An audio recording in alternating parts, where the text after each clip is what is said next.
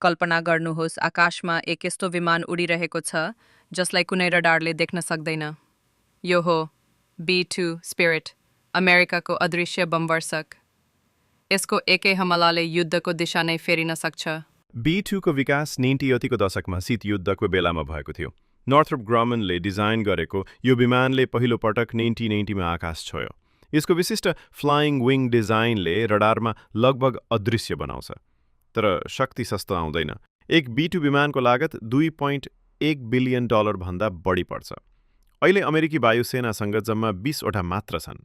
B2ले युद्धमा आफ्नो प्रभाव असङ्ख्य पटक प्रमाणित गरिसकेको छ, चाहे त्यो 1999को कोसोभो युद्ध होस्, 2001को अफगानिस्तान अभियान वा 2011को लिबियामा नाटोको समर्थन। यसले JDAM जस्ता उच्च सटिक बमहरू प्रयोग गर्छ, जसले गर्दा टार्गेटमा हमला गर्दा पनि नागरिक क्षति न्यून हुन्छ।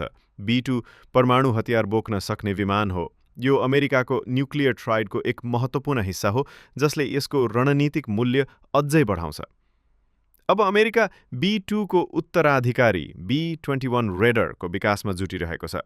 तर आजको मितिमा पनि B2 स्पिरिट विश्वको सबैभन्दा खतरनाक र प्रतिष्ठित बम वर्षक हो।